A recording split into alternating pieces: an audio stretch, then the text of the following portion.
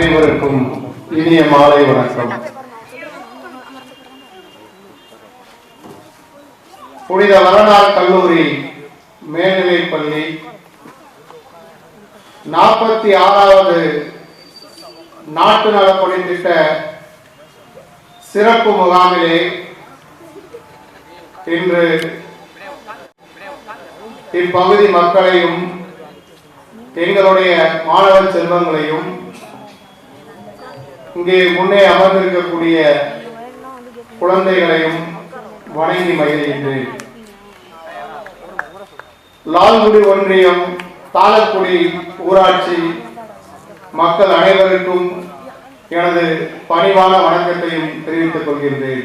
இன்றைய இளைஞர்களிடம் இருக்க வேண்டியது வீரமா விவேகமா என்ற தலைப்பிலே உங்களை சந்திப்பதில் பெருமகிழ்ச்சி அடைகின்றேன்.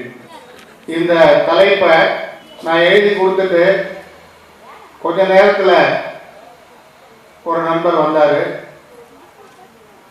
சார், இந்த வீரம் விவேகம் இதோட துணிவை சேர்த்துங்க சார் அப்படின்னாரு.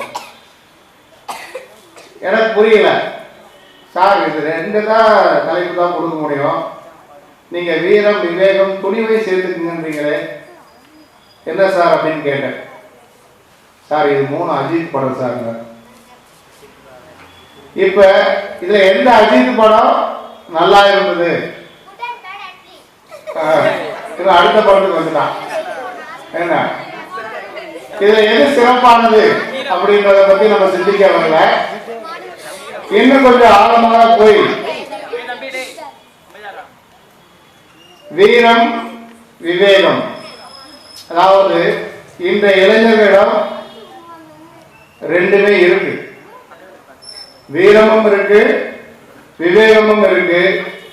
ஆனா இது ரெண்டுல எது மிஞ்சி இருக்க வேண்டும், எது கூடுதலாக இருந்தால் சிறப்பாக இருக்கும் என்பதுதான் இந்த பட்டிமன்றத்தின் தலைப்பு. ஆகவே நாம் இந்த தலைப்பில் நுழைவதற்கு முன்பு வீரம் என்றால் என்ன என்று சிந்தித்தோம் என்றால், தன்னை விட மெல்லியோரை எதிர்ப்பதல்ல வீரம், தன்னை விட வலியவரை எதிர்ப்பதுதான் வீரம். காளை பிடிப்பதல்ல வீரம், காளையை பிடிப்பதே வீரம். ஆம், நாம் இந்த ஆண்டு நடைபெற்ற அலங்காநல்லூர் ஜல்லிக்கட்டில் பார்த்திருப்போம். 20 காளைகளை அடக்கி முதலிடம் பெற்ற அபிசித்தரும் 19 காளைகளை அடக்கி 2ஆம் இடம் பெற்ற ஜிஆர் கார்த்திக்கும் வீரர்கள் தானே. தங்கள் உயிரை துச்சமாக மதித்து தங்களுடைய திறமை மீது நம்பிக்கை வைத்து அத்தனை காளைகளை அடக்கினார்கள் என்றால் அவர்களது வீரம் சிறப்பு மிக்கதுதானே.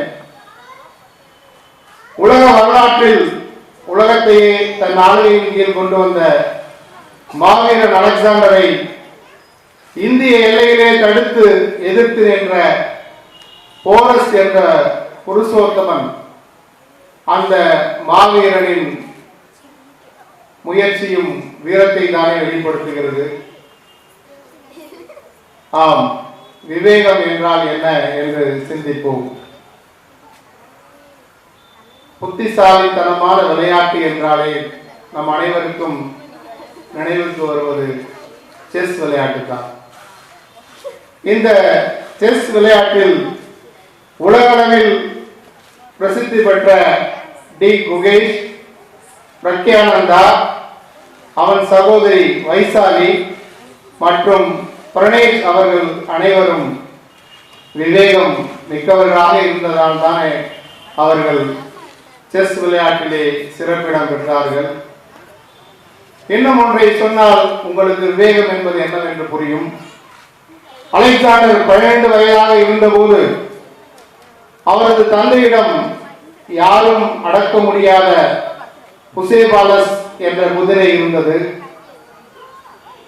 எத்தனையோ வீரர்கள் வந்தார்கள், அரசர்கள் வந்தார்கள், அந்த குதிரையை அடக்க நினைத்தார்கள், அவர்களால் முடியவில்லை.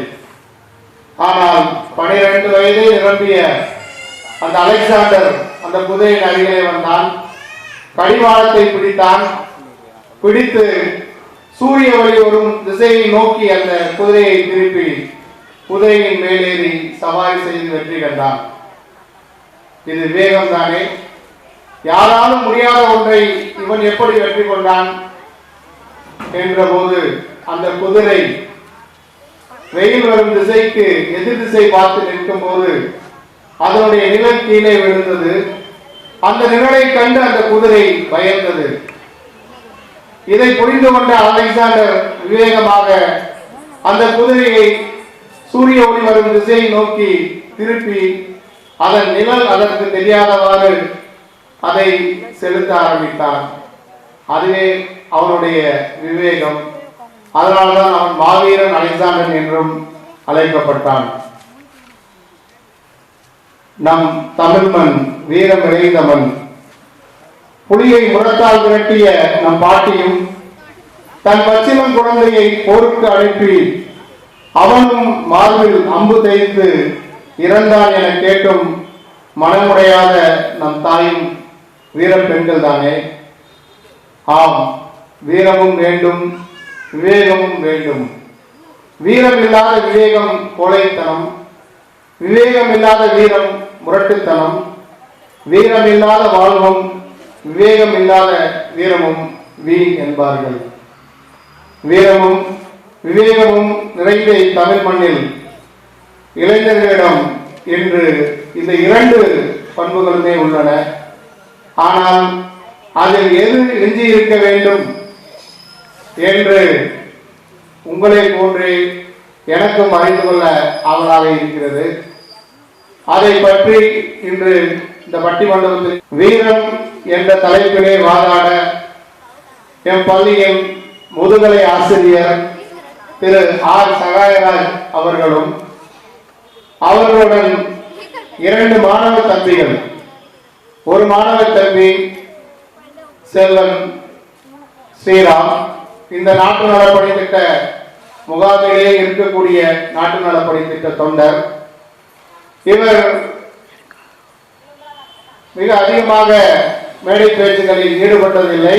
ஆனால் குறைந்த அளவில் பங்கு பெற்று பரிசுகளும் பெற்று இன்று இந்த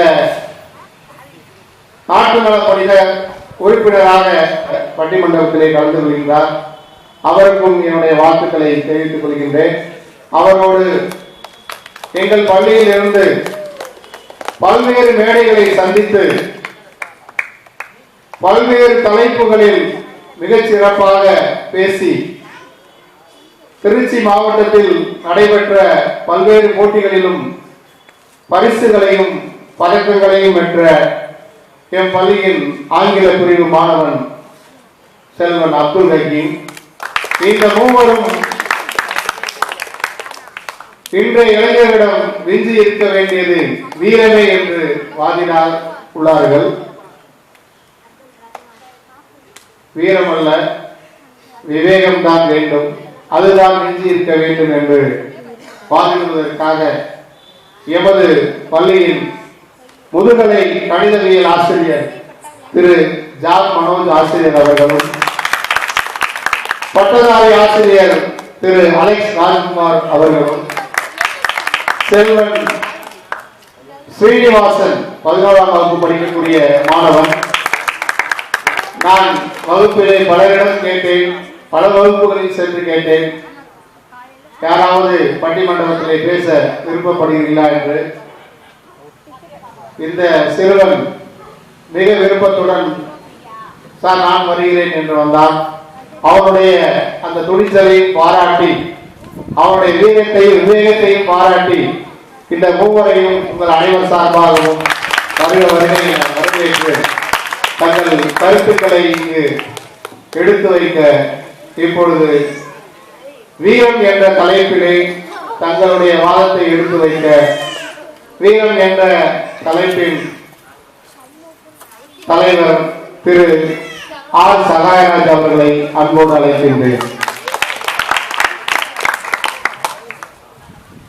அருமையான இந்த மாலை நேரத்திலே நாம் சிந்திப்பதற்கான ஒரு அருமையான பட்டிமன்ற தலைப்பு. இன்றைக்கு நாம் பரவலாக இளைஞர் மத்தியிலே பார்ப்பது என்னவென்றால், எதையுமே செல்ஃபி எடுக்கிற பழக்கம்.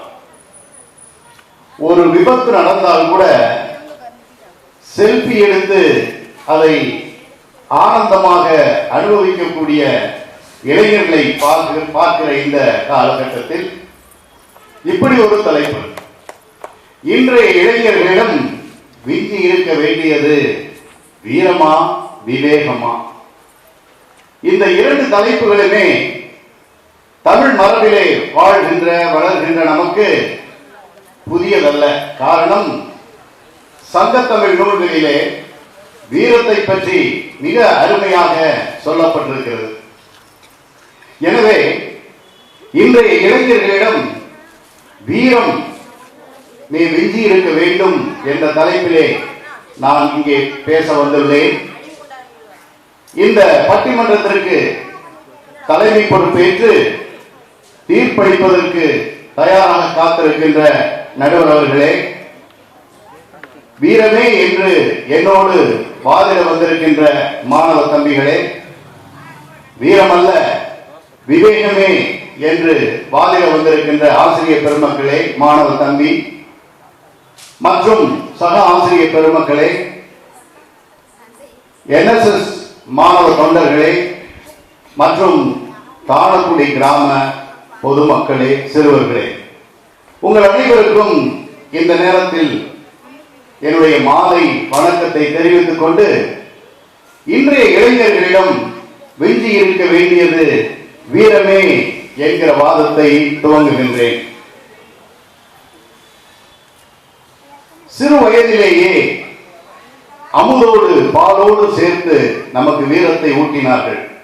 இதுதான் தமிழ் மரபு. அதற்கு ஒரு பாடல் ஒன்று சொல்லுவார்கள். பாரதியார் இவ்வாறாக பாடுகிறார்: ஓடி விளையாடு பாப்பா, நீ ஓய்ந்திருக்கலாகாது பாப்பா, பாதகம் செய்பவரை கண்டால் நாம் பயம் கொள்ளலாகாது பாப்பா, பாதகம் செய்பவரை கண்டால் நாம் பயம் கொள்ளலாகாது பாப்பா, மோதி மிதித்து விடு பாப்பா, அவர் முகத்தில் உமிழ்ந்து விடு பாப்பா என்று சிறு குழந்தைக்கு எட்டயபுரத்தில் பிறந்த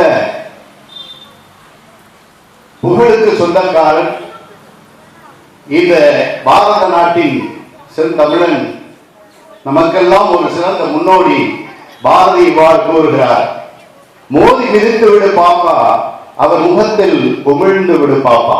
வீரத்தை இவ்வாறு ஊட்டி வளர்த்தார்கள் நம் தாய்மார்கள். இன்றளவும் வீரம் என்பதற்கு முதலிடம் தான் கொடுக்கின்றோம். இளைஞர்கள் இளமை பருவம் என்பது ஓடுற பாம்ப மிதிக்கிற வயசு. ஓடுற பாம்பை பார்த்துட்டு வேடிக்கை பார்க்கிற வயசு இல்லை. இதுதான் நாம் கேட்கிற ஒரு பாடமாக இருக்கிறது. ஒரு வரலாற்றிலே ஒரு குறிப்பை நான் இங்கே பதிவு செய்ய விரும்புகின்றேன். ஹிட்லர், மாவீரன் ஹிட்லர் ஒரு முறை போர் செய்ய போயிருந்த போது அவர்களிடம் கேட்கிறார்கள், உங்களுக்கு எதிராக போரிடுவதற்கு 15,000 போர் வீரர்கள் இருக்கிறார்களே, ஆனால் உங்களுடைய படையிலே வெறும் 2,000 போர் வீரர்கள் தானே இருக்கிறார்கள் என்று கேட்டதற்கு மாவீரன் ஹிட்லர் என்ன சொன்னான் தெரியுமா? நான் மட்டும் 10,000 போர் வீரர்களுக்கு சமம் என்று சொன்னான். இதுதான் வீரம். ஒரு தனி மனிதனுடைய வீரம் எப்படி இருக்க வேண்டும் என்றால், அவனுடைய பலம் மட்டுமல்ல, 10,000 வீரர்களுக்கு சமமான ஒரு பலம் எனக்கு இருக்கிறது என்று அவன் சொன்னான். இதுதான் வீரம். அங்கே விவேகம் தேவையில்லை, அவனுடைய மனதிலே இருக்கக்கூடிய தன்னம்பிக்கை வெளிப்படுகிறது. திருவள்ளுவர் இவ்வாறு கூறுகிறார்: அறத்திற்கே அன்புசார் என்பர் அறியார் மரத்திற்கும் அத்தே துணை. குறள் 76. அவர் என்ன சொல்றாரு? நம்மளாம் என்ன நினைக்கிறோம்? அறம் சார்ந்த செயல்களை செய்யும் போது அன்பு இருக்கிறது என்று சொல்கிறோம். அன்புதான் அதனுடைய வேறாக இருக்கிறது.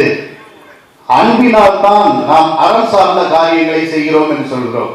ஆனால் திருவள்ளுவர் சொல்லுகிறார், அன்பு அறம் சார்ந்த காரியங்களுக்கு மட்டும் அன்பு ஆதாரம் அல்ல, மாறாக மனம் சார்ந்த வீரம் சார்ந்த காரியங்களுக்கும் அன்பு ஆதாரமாக இருக்கிறது என்று கூறுகிறார்.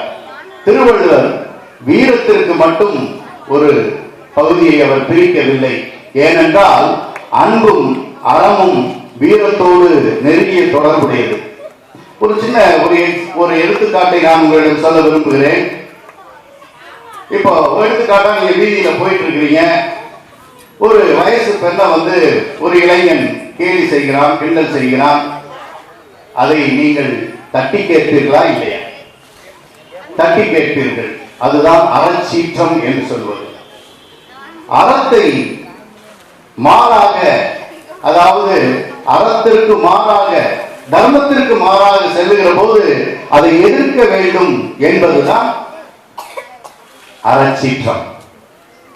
ஒரு 2 வாரத்துக்கு முன்னாடி நம்ம பள்ளிக்கூடத்துல 11ஆம் வகுப்பு படிக்கிற பையங்களுக்குள்ள ஒரு பிரச்சனை. என்ன பிரச்சனை அப்படின்னா, என் தங்கச்சிய இன்னொரு பையன் கேலி பண்ணிட்டான் சார். உடனே அடுத்த பையனோட சேர்ந்த பையன் போன பையன் எதிர்த்து கேட்டிருக்கான். சண்டை. எதிர்த்து கேட்ட உடனே சண்டை. அந்த எதிர்த்து கேட்கணுங்கிற எண்ணம் பாத்தீங்களா, அதுதான் அறச்சீற்றம். இதோட 10ஓட 11 அப்படியே போயிட்டோம் அப்படின்னா அது வீரம் அல்ல. வீரம்னா நம்ம நினைச்சுக்கிற கூடாது, வாழேந்தி தடியேந்தி துப்பாக்கி ஏந்தி சண்டை போடுறதுதான் வீரம் கிடையாது. ஆனா அது தவறு நடக்கிற போது அதை தட்டி கேட்பது, அறச்சீற்றம் கொள்வதுதான் வீரம். ஒரு தவறு நடக்கிற போது அதை தட்டி கேட்பது, அந்த தவறுகளை சுட்டி காட்டுவதுதான் வீரம். அப்படிப்பட்ட வீரர்களாக இருக்க வேண்டும் இன்றைய இளைஞர்கள். அதுதான் நம்முடைய வாதம். எனவே அடுத்து திருவள்ளுவர் ஒரு படி மேல போய் சொல்றாரு, பேராண்மை என்பதன் ஒன்றுற்றால் ஊராண்மை மற்றதன் எங்கு அப்படிங்கிறார். அதாவது குறள் 773வது குறள் சொல்றாரு, பேராண்மை என்பது என்னவென்றால் எதிரியை எதிர்கொண்டு அவனை தாக்குவது, அவனோடு போரிடுவது, அதுதான் பேராண்மை. ஊராண்மை அப்படின்னா என்ன விளக்கம் சொல்றாருன்னா, அந்த எதிரி, நாம் எதிர்த்து போரிடக்கூடிய எதிரிக்கு ஏதாவது கஷ்டம் நேருகிற போது அவனுக்கு போய் உதவி செய்வது, அதுதான் ஊராண்மை. இதையும் அவர் வீரம் என்று கூறுகிறார். தேவைப்படுபவர்களுக்கு உதவி செய்வதும் வீரம் என்று கூறுகிறார். நமது காலகட்டத்தில் இப்பொழுது நாம் வாழ்கின்ற காலகட்டத்தில் களவான் பள்ளத்தாக்கு என்கிற பள்ளத்தாக்கிலே ஒரு ராணுவ அதிகாரி பேர் சந்தோஷ் பாபு. அந்த சந்தோஷ் பாபு என்கிற ராணுவ அதிகாரி போரிடுகிற போது இறந்து போகிறார். எதிரிகளால் தாக்கப்படுகிறார், இறந்து போகிறார். அந்த தாயிடம் கேட்கிறார்கள், ஒரே மகன், அந்த ஒரு மகனை நீங்க இராணுவத்துக்கு அனுப்புனீங்க, அவரும் இறந்து போய்விட்டார் என்று சொல்லுகிற போது அந்த தாய் சொன்னால், சங்ககால தமிழில் நான் படித்திருக்கிறேன், தன்னுடைய தகப்பனை போரில் இழந்த தாய், தன்னுடைய கணவரை போரில் இழந்த தாய், தன்னுடைய மகன், ஒரே ஒரு மகன் இருக்கிறான், அவனையும் போருக்கு அனுப்பி, எப்படி அவனுக்கு விவரமே தெரியாத வயசு, அதுல அவனுக்கு ராணுவ வீரனை போல உடை அணிவித்து அவனையும் போருக்கு அனுப்பி வைத்து அவனையும் இழந்தாள் அந்த தாய். அந்த தாயை பற்றி நினைவுதான் எனக்கு வருகிறது என்று அந்த தாயானவள் சொன்னாள். இன்றைய நாம் நினைத்து பார்க்கிற போது வீரம் நிறைந்த இளைஞர்கள் நிறைய இருக்கிறார்கள். தவறு நடக்கிற போது, அறத்திற்கு மாறாத செயல்கள் நடக்கிற போது அதை தட்டி கேட்பதற்கு இங்கே இளைஞர்கள் இருக்கிறார்கள். கடைசியாக ஒன்றை மட்டும் சொல்லி நான் நிறைவு செய்ய விரும்புகிறேன். நம்முடைய திருவிளையாடலே ஒரு பாடல் இருக்கிறது, கல்வியா செல்வமா வீரமா என்று. இதிலே அவர் சொல்லுகிறார், கல்வியும் செல்வமும் மட்டும் போதாது, ஒரு மனிதனுக்கு வீரமும் தேவை. இந்த மூன்றும் ஒன்றோடு ஒன்று சார்ந்திருக்கிறது. கல்வி மட்டும் போதாது, செல்வம் மட்டும் போதாது, நாம் வீரமும் கொண்டிருக்க வேண்டும். அப்பொழுதுதான் நாம் உண்மையிலேயே மனித வாழ்க்கை வாழ்வதற்கு ஒரு அர்த்தம் இருக்கும் என்று சொல்கிறார். விவேகம் என்கிறத நான் நினைச்சு பார்த்தேன். விவேகம் என்கிறது ஒரு அனுபவத்தினுடைய முதிர்ச்சியினுடைய வெளிப்பாடு. அனுபவசாலிகளுக்கு விவேகம் இருக்கும், ஆனால் இளைஞர்களுக்கு ஒரு துடுக்கான வயதிலே அவர்களுக்கு வீரம் தான் இருக்கும், இது இயல்பு. ஆனால் இன்றைய இளைஞர்களே இந்த வீரம் சற்று காணாமல் போனதை நாம் பார்க்கிற போது சற்று ஏமாற்றமாக இருக்கிறது. எனவேதான் இந்த தலைப்பு. இன்றைய இளைஞர்களில் வீஞ்சி இருக்க வேண்டியது வீரமே வீரமே என்று வாதிட்டு இப்பொழுதுடன் நிறைவு செய்கிறேன். நன்றி.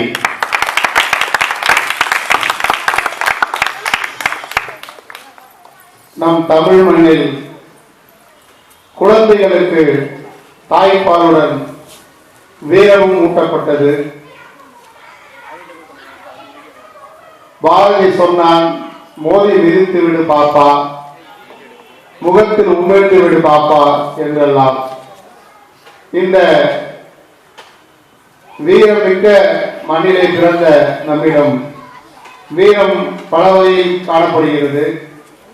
அரைச்சீற்றம் இருக்க வேண்டும் என்றால் வீரம்தான் அவசியம் என்று ஆசிரியர் அவர்கள் எடுத்துரைத்தார்கள். அவர்களுக்கு நன்றி. அடுத்ததாக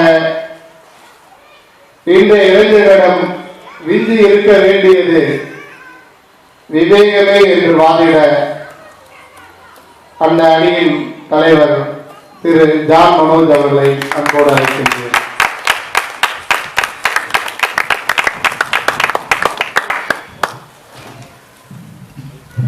திரு மதிப்பிற்குரிய நடுவர் அவர்களே,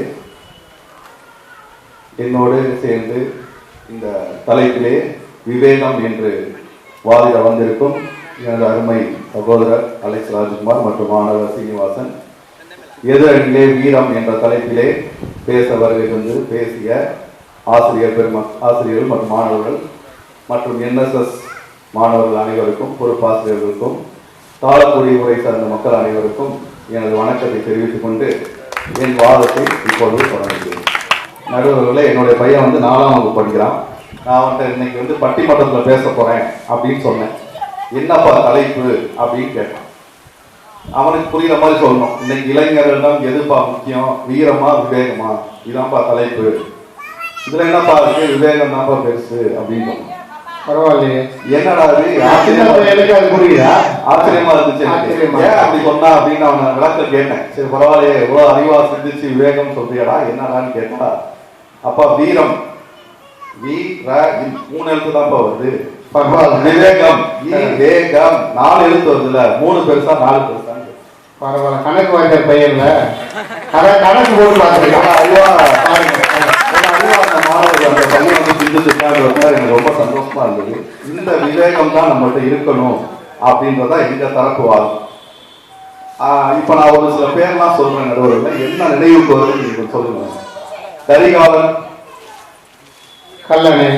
கரிகாலன் கல்லணை, ராஜராஜ சோழன் தஞ்சை கோபுரம். ஏன் சார் அவங்களாம் பெரிய அரசர்கள். கரிகாலன் சொல்லும் போது எவ்வளவோ நாட்டை போரிட்டு ஆட்சி செஞ்சு நிறைய நாட்டெல்லாம் கைப்பற்றினாரு. ஏன் அது நம்ம நினைவுக்கு வரல? ஒரு விவேகத்தோட சிந்திச்சு கல்லணை என்ற ஒரு அணையை கட்டினார். ஏன் கட்டினாரு? அந்த ஆறு வேகமா ஓடி போய் கடல்ல கலக்குது, யாருக்கும் எந்த பயனும் இல்லை. ஒரு அணையை அந்த இடத்துல நம்ம கட்டினோம்னா அது மக்களுக்கு பயன்படும் அப்படின்ற நோக்கத்துக்காக ஒரு அணையை கட்டுறாரு. அந்த அணை இன்று வரை நீடிருக்கு. அது அந்த அளவுக்கு அந்த காலத்துல அவங்க விவேகமா சிந்திச்சு செயல்பட்டுருக்காங்க. இன்னைக்கு ஒரு பாலம் கட்டுறதுக்கு எவ்வளவோ முயற்சி இருக்கான், ஆனா கட்ட முடியல. அந்த காலத்துல தண்ணி ஓடிட்டே இருந்திருக்கு, அதுல கல்ல போட்டு அந்த அணைகளை கட்டியிருக்காங்க. இன்னைக்கு பாலம் கட்டிட்டு இருக்கும் போதே இடிஞ்சு விழுந்துருது. அப்ப எவ்வளவு விவேகமா அந்த காலத்துல சிந்திச்சிருக்காங்க. இதுல என்ன தெரிய வருது அப்படின்னா, விவேகத்தோடு சிந்தித்து செயல்பட்டால் அது காலம் முழுவதும் நிலைத்து நிற்கும். இப்ப ராஜராஜ சோழனை சொன்னேன், தஞ்சை பெரிய கோயில் கட்டியிருக்காருன்னு.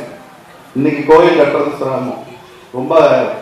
இன்னைக்கு இருக்கக்கூடிய காலகட்டத்தில் கோயில் கட்டுறதுன்றது ஈஸி, ஏன்னா நிறைய சோர்ஸ் எல்லாம் இருக்கு. ஆனா அந்த காலத்துல எதுவுமே இல்லாம ஒரு ஒற்றை கல் அவ்வளவு வெயிட் பண்ண அந்த ஒற்றை கல்லை எப்படி எடுத்துட்டு போய் மேல வச்சான்னு இன்னைக்கு நிறைய பேருக்கு தெரியல. ஸோ என்ன ஒரு சிந்தனை, என்ன ஒரு தொழில்நுட்பத்தை அங்க ராஜராஜ சோழன் பயன்படுத்தியிருப்பான் அப்படின்றத நம்ம இந்த நேரத்துல சிந்திச்சு பார்க்கணும். ஸோ விவேகத்தோடு செயல்பட்டால் வெற்றி நமக்கு நிச்சயம். ஒரு சின்ன கதை. ஒரு நாட்டில் ஒரு சட்டம் இருந்துச்சு. யார் வேணாலும் அரசர் ஆகலாம். அந்த அரசரானா ஒரு 5 வருஷம் மட்டும்தான் அவர் ஆட்சி செய்ய முடியும். 5 வருஷத்துக்கு கழிச்சு அவரை கொண்டு போய் பக்கத்து ஊர்ல விட்டுருவாங்க. அந்த ஊர்ல பாத்தீங்கன்னா ஒரு மிருகம்லாம் கொடிய மிருகங்கள் இருக்கு, காடு இருக்கு, அங்கே இறந்து போயிடுவாங்க. ஸோ இதுக்கு பயந்துக்கிட்டு பல ஆண்கள் வரவே இல்லை, அந்த நாட்டுக்கு அரசராகிறதுக்கு வரவே இல்லை. ஏன்? 5 வருஷம் கழிச்சு நம்ம எப்படி சாக போறோம்னு பயந்துட்டு. ஒரு சில வீர வீர வீர செயல் புரியக்கூடிய நம்ம எதிரணியில் இருக்கக்கூடியவங்க மாதிரி பேசக்கூடியவங்க மாதிரி ஒரு வீர வீர செயல் புரியவங்க இருந்திருக்காங்க. 5 வருஷம் ஆட்சி செஞ்சதுக்கு பிறகு அந்த பக்கத்து ஊர்ல கொண்டு போய் விட்டுருவாங்க. அங்கேயே அவங்க இறந்து போயிடுவாங்க.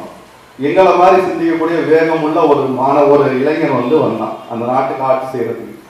அப்ப நிறைய பேருக்கு சந்தேகம், ஏன்பா இந்த சின்ன வயசுல நீ சாவறியா? 5 வருஷம் மட்டும்தான்ப்பா நீ உயிரோட இருப்ப, திருப்பி அங்க கொண்டு போய் விட்டுட்டாங்கன்னா நீ அதிலே பயத்திலே இறந்துருவியே அப்படின்னு சொல்லி அவன் சொல்லி பார்த்தாங்க. ஆனா அந்த விவேகம் மிக்க அந்த இளைஞன் பரவாயில்ல, நான் இந்த நாட்டை 5 ஆண்டுகள் ஆட்சி செய்வேன்னு சொல்லி 5 ஆண்டுகள் ஆட்சி செய்வேன். 5 ஆண்டுகள் நிறைவடைந்தது. அவனை பக்கத்து ஊர்ல உழப்பாங்க. அவன் முகத்தில் அவ்வளவு ஒரு மகிழ்ச்சி இருந்தது. அந்த படகு ஓட்டுறவருக்கு ரொம்ப சந்தேகம். பல பேர் இந்த படகுல நான் கூட்டிட்டு போயிருக்கேன், யாருமே இந்த அளவுக்கு சந்தோஷமா வந்தது இல்லப்பா, நீ மட்டும்தான் இவ்வளவு அழகா சந்தோஷமா வர, என்ன விஷயம்னு கேட்கிறாரு. நான் பதவி ஏற்ற முதல் வருஷத்திலேயே அங்க இருக்கக்கூடிய மரங்கள் விலங்குகள்லாம் அழிச்சிட்டேன். 2வது வருஷம் அங்க ஒரு பெரிய கட்டடத்தை கட்டிட்டேன். 3வது வருஷம் இங்கிருந்து மக்கள் அங்க கொண்டு போய் குடிபுகுத்திட்டேன். 4வது வருஷம் விவசாயம் பண்ணி எல்லாம் செழிப்போட இருக்கு. 5வது வருஷம் முடியுது. இப்ப நான் அங்க போய் ஆட்சி செய்ய போறேன். விவேகம் மிக்கவன் எங்கும் அரசனாக இருப்பான். பயங்கரமான ஏன்னா விவேகத்தோட சிந்திக்கிறவன் வெற்றியாளராக இருப்பான். வீரம் ஒருவனுக்கு பலத்தை கொடுக்கும், தைரியத்தை கொடுக்கும். விவேகம் ஒருவரை சிந்தித்து அவன் தன்னையும் பாதுகாக்கும், தன்னை சுற்றி இருப்பவர்களை பாதுகாக்க வைக்கும். அதான் விவேகம். வீரம் இழப்புகளை ஏற்படுத்தும். நீங்க சண்டை போறீங்களோ சக்தி பேசுறீங்களோ இழப்புகளை ஏற்படுத்தும். ஆனால் விவேகம் யாருக்கும் எந்தவித பாதிப்பையும் ஏற்படுத்தாது. ரொம்ப அருமையா சார் பேசினாங்க, வீரத்தை பத்தி பல விஷயங்கள் சொன்னாங்க. இருந்தாலும் இன்றைய இளைஞரிடம் எது முக்கியமாக இருக்கணும்? இப்போ சார் சொன்னாங்க இல்லையா, ஒரு நிகழ்வு 11th ஸ்டாண்டர்ட்ல ஒரு சின்ன பிரச்சனை இருந்துச்சு. என்னடா பிரச்சனைன்னு கேட்டா தட்டி கேட்டான். இதை அவன் வீரத்தோட செஞ்சனால என்ன நடந்துச்சுன்னு இந்த இங்க இருக்கக்கூடிய மாணவர்களுக்கு தெரியும். அந்த மாணவர் என்ன ஆனாருன்னு தெரியும். இதே விவேகத்தோட சிந்திச்சு அதை ஆசிரியர்கிட்டயோ இல்ல தலைமை ஆசிரியரையோ அருகில் இருக்கக்கூடிய காவல்துறையிலையோ புகார் அளித்திருந்தால் அந்த மாணவருக்கும் எந்த பாதிப்பும் ஏற்பட்டிருக்காது. இந்த செய்தியும் பெரிய அளவுக்கு செய்தியாக வந்திருக்காது. சோ சற்று நம்ம சிந்திக்கணும். கொஞ்சம் தட்டி கேட்காம தட்டி கொடுக்கணும். தட்டி கொடுக்க சொல்ல நம்ம அதை இந்த இழப்புகளை சரி செய்வதற்கு நம்ம சற்று சிந்தித்தால் நலமாக இருக்கும் அப்படின்னு தான் சொல்ல வரேன். ஸோ அதனால இன்றைய இளைஞரிடம் விஞ்சி இருக்க வேண்டியது, அவசியம் விஞ்சி இருக்க வேண்டியது விவேகம் என்று கூறி வாய்ப்புக்கு நன்றி விடைபெறுகிறேன். ஆசிரியர்களுக்கு நன்றி. விவேகத்துடன் சிந்தித்தால் நம்மை காலம் பேசும். விவேகம் வெற்றியை தரும். தன்னையும் தன்னை சுற்றியுள்ளவர்களையும் அது பாதுகாக்கும் என்று எடுத்து கூறியிருக்கிறார்கள். இப்பொழுது மீண்டும் வீரமே என்ற பக்கம் வருவோம். நம்முடைய மாணவன் ஸ்ரீராம் அவர்களை தங்களுடைய வாதத்தை எடுத்து வைக்குமாறு அன்போடு இருக்கிறேன். மேடையில் வீட்டிற்கும் பெருமக்களுக்கும், என் அன்பார்ந்த பொதுமக்களுக்கும், பெற்றெடுத்த தாய்க்கும் தத்தெடுத்த தமிழுக்கும், நடுவர் அவர்களுக்கும், எதிரணியினருக்கும், என் அணியினருக்கும் என் நெஞ்சார்ந்த மாலை வணக்கத்தை தெரிவித்துக் கொள்கின்றேன். எதிரணியினர் கூறினார், கல்லணை கட்டுவதற்கு விவேகம் தேவைப்படுவது, கல்லை உள்ள போட்டுதான் அந்த இதை ஸ்ட்ராங் பண்ணிருக்காங்கன்னு சொன்னாரு. அந்த கல்லை போடுறதுக்கும் வீரம் தேவை தானே சார்? வீரம் இருந்ததுனால தானே அந்த கல்லை உள்ள போட்டு இது பண்ணிருக்காங்க. சார் கல்லை தூக்குறதுக்கு வீரம் இருந்தா தானே சார் தூக்க முடியும்.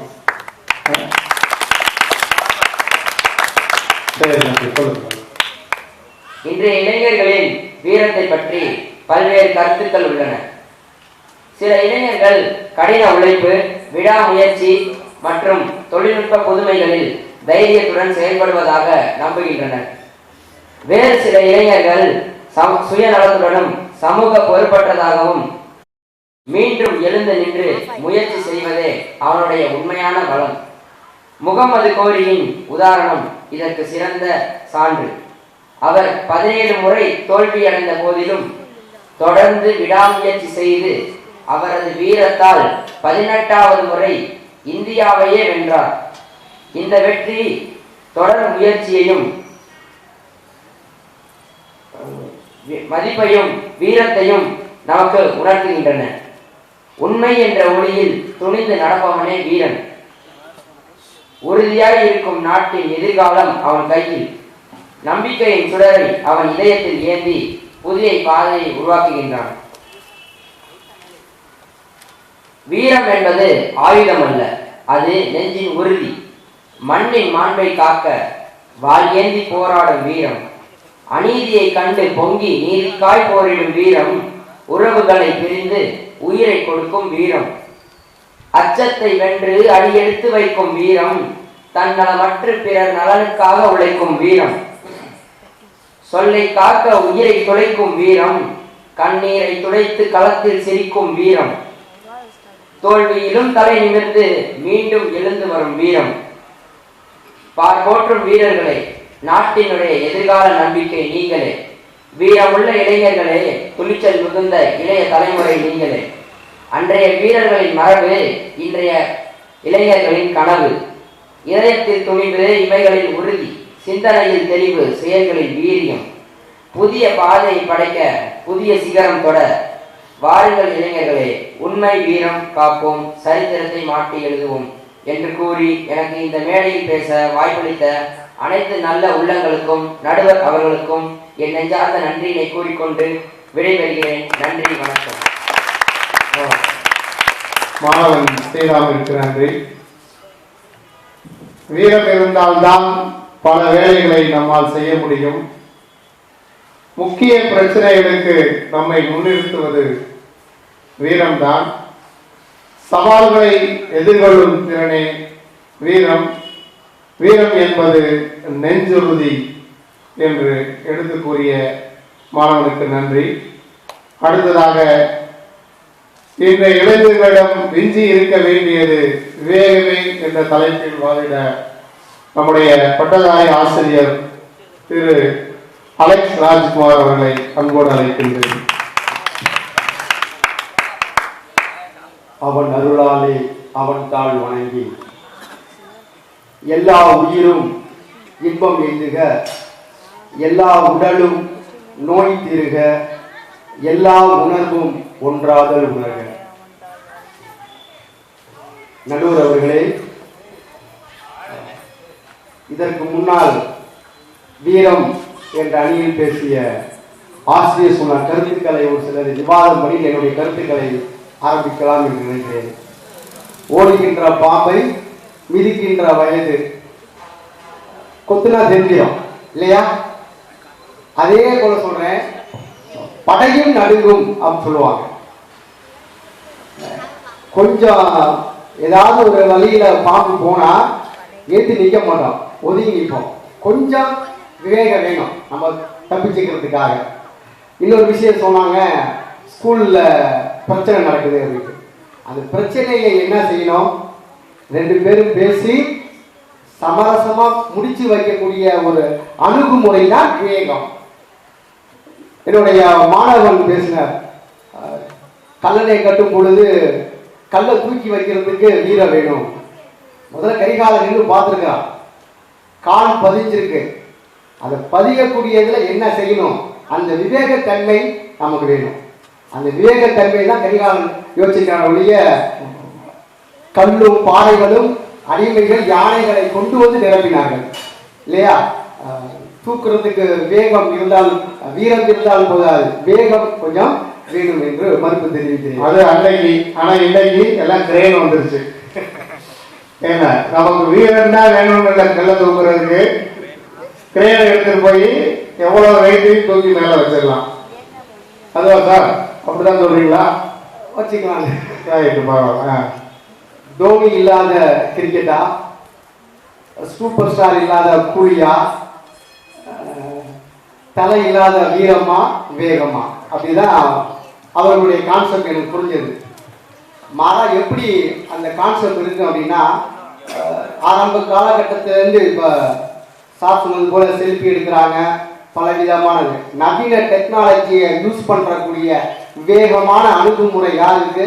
நம்முடைய இளைஞர்கள் கையில் தான் இல்லையா? அந்த டெக்னாலஜி நம்முடைய மாணவன் தேர்வு எழுதியிருக்கிறாங்க, வீரத்தோடு எழுதியிருக்கிறாங்களா? நம்ம 10 நாள் கழிச்சு தெரியும் வீரத்தோடு எழுதியிருக்கிறாங்களா, விவேகத்தோடு எழுதியிருக்கிறாங்களா அப்படிங்கிற அறிவு சார்ந்த விஷயங்கள். சார், நானும் பேப்பர் திருத்தும் போது பார்த்தேன் சார், ரொம்ப வீரத்தோட எழுதியிருக்காங்க. விவேகம் என்னன்னா பேப்பர்ல அங்கங்க பார்த்தா வெட்டு குத்து தான் இருக்கு. பாருங்க, எழுதியிருக்கா அடிச்சிருக்கான், எழுதியிருக்கா அடிச்சிருக்கான். பாருங்க நடுவர், வெட்டு குத்தா இருக்கிற பார்க்கும்போது ஒரு எழுதியிருந்தானோ அப்படின்னு தோணுது. விவேகம் என்பது என்ன? அறிவு சார்ந்த செயல்பாடுகள் இல்லையா? ஒரு நல்ல முடிவை எடுக்கக்கூடிய திறன் தான் விவேகம். இன்னும் சொல்ல போனால் அப்துல் ஹக்கீம் இருக்காங்க, மனசாட்சியை தொட்டு சொல்லுங்க. சென்ற வருடம் வீரத்தாலேயே அவர் 1.5 லட்சம் ரூபாய் சம்பாதிச்சிருக்காங்க. தன்னுடைய விவேகமான பேச்சா, தன்னுடைய அறிவு சார்ந்த விஷயங்களால் 1.5 லட்சம் ரூபாய். இதெல்லாம் நீங்க வாங்கிட்டு நீங்க வீரனும் பேச வந்திருக்க. சரி, இது போல விவேகமான அணுகுமுறை இளைஞர்களிடம் வீரத்தை விட ஒருபடி விவேகம் என்பதுதான் முக்கியம் என்பதை சொல்ல கடமைப்பட்டிருக்கிறேன். சுவாமி விவேகானந்தர் இளைஞர்களிடம் நாட்டினுடைய வளர்ச்சியை பற்றி சொல்லும் பொழுது, வீரம் இருக்க வேண்டும், அதை விட ஒருபடி விவேகமான அணுகுமுறை இருந்தால்தான் இந்த நாட்டினுடைய வளர்ச்சிக்கு முக்கிய ஆணி வேறாக இருக்க முடியும். அந்த விவேகமான அணுகுமுறை என்பது சுவாமி விவேகானந்தர் குறிப்பிட்டு போகிறார். நேர்மையான ஒரு ஆக்கப்பூர்வமான செயல்பாடுகளில் ஈடுபடக்கூடியது விவேகம். சமுதாயத்தில் பொறுப்புள்ள உணர்ச்சியோடு இருக்கக்கூடியது விவேகம். நல்ல ஒரு ஆர்வமான செயல்பாடுகளில் ஈடுபடக்கூடியது, நாட்டினுடைய வளர்ச்சிக்கு ஈடுபடக்கூடியது ஒரு விவேகம். ஒரு சில உதாரணங்கள்ல நான் குறிப்பிட்டு சொல்றேன். நடுவர் அவர்கள் ஆரம்பத்தில் கூறுவது போல, இளம் வயதில் செஸ் சாம்பியன்ஷிப் பெற்ற இளைஞன் நடுவர் அவர்கள் கூறினார்கள். டி குகேஷ் எத்தனை வயசு தெரியுமா? எத்தனை வயசு தெரியுமா? இளம் வயதிலேயே செஸ் சாம்பியன்ஷிப் பட்டம் பெற்ற சமீபத்தில் 2022 நடுவர் அவர்கள் கூட ஆரம்பத்தில் கூறினார்கள். குகேஷ் 18 வயது. 18 வயது. அவனை எதிர்த்து நின்ற நார்வே நாட்டை சார்ந்த மேக்னஸ் கார்லஸ், 2 பேருக்கு உலகமே ஸ்தம்பித்து பார்க்கிறது. அந்த செஸ் போர்டுல காய்களை அவ்வளவு வேகமாக நகர்த்தி கொண்டே போகிறான். உடனுக்குடன் பாயிண்ட் எழுதியே வராங்க. ஒரு அரை மணி நேரம் 3/4 மணி நேரம் கழித்து ரிசல்ட் வரக்கூடிய தருவாயில குகேஷ் வெற்றி பெறார். அந்த ஆக்ரோஷத்தோடு அந்த மேக்னஸ் கார்லஸ் அந்த போர்டு அடிச்சுட்டு கட்டி தழுவிட்டு இல்லையா வாழ்த்திட்டு திரும்பி போறான். குகேஷ் மீண்டும் உலகமே பாராட்டுது. பத்திரிகையாளர்கள்லாம் பார்க்குறாங்க, கேள்வி கேட்குறாங்க. அப்போ அவர் சொன்ன ஒரு பதில், அந்த செஸ் போர்டில் காய்களை ஒவ்வொரு காய்களை நகர்த்துவதற்கு முன்பா ஒரு செகண்ட் ஃபியூச்சர் ஆஃப் ஒரு செகண்ட் கண்களை மூடி கொஞ்சம் யோசிப்பாங்க. யோசித்த பிறகுதான் ஒவ்வொரு காய்களை நகர்த்துவார்.